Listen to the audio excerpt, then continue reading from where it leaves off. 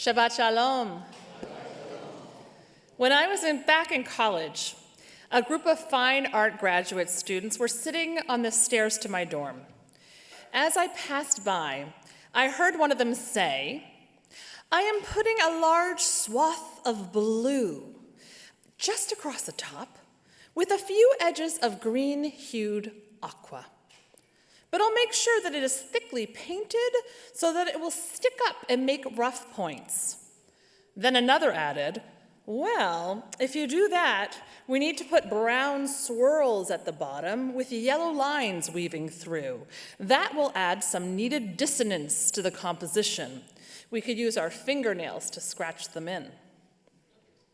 My curiosity led me to stop and ask, "What are you working on? Can I see it?" One of them looked up in surprise at me, and in all seriousness responded, "That depends on your ability to perceive art internally. We are working on our final project of our modern art class. It is a theoretical piece.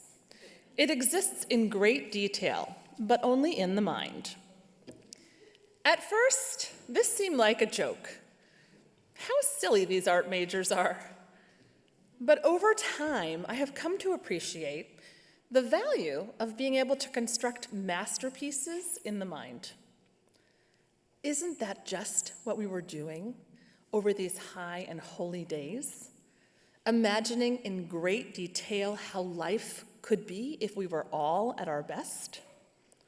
We were immersed in prayers and personal meditations that directed us to imagine a better year ahead and a better world ahead. And I truly believe such visualizations can lead to self-improvement and tikkun olam. Our thoughts lead to words, our words lead to our actions, and our actions determine our character. Over Rosh Hashanah and Yom Kippur, we reflected upon who we've been in this past year and who we want to be. We imagined a new picture of ourselves, our communities, and our world. But Yom Kippur is over, and we need to start putting our plans into action, or we risk becoming like the students on the steps, imagining a work of art that doesn't really exist. If we plan without taking action, we create our own theoretical works of art, but we don't change anything.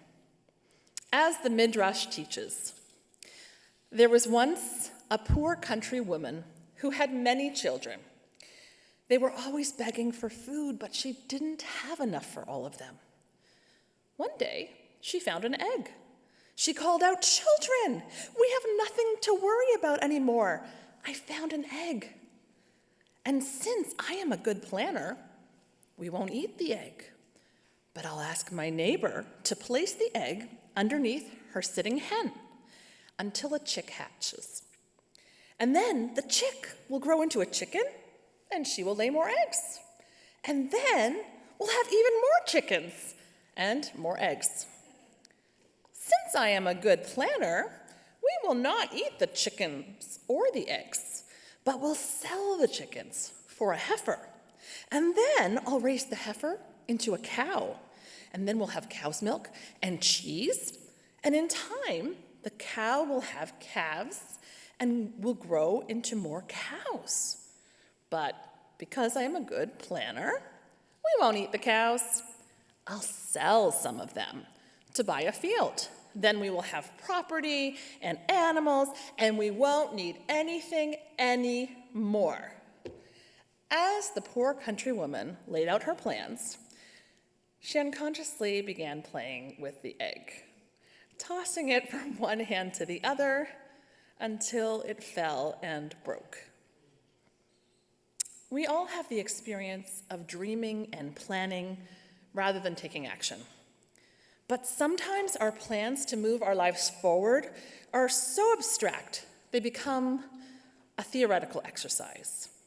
Yom Kippur ends, Sukkot and Simchat Torah follow, and we get back to our everyday lives and everyday choices. In our minds, We have made all kinds of changes, but were we to track our actual behaviors, we may not have changed at all. There is a kind of delay between our desire to change for good and our not being so good at change.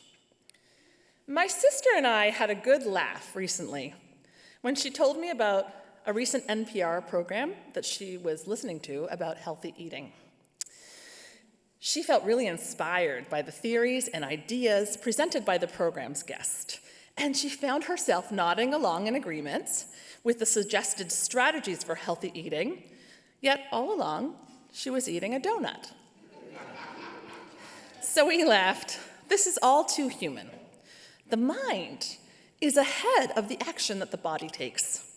We all do this. It's natural. Plans often take a while to unfold and become realities.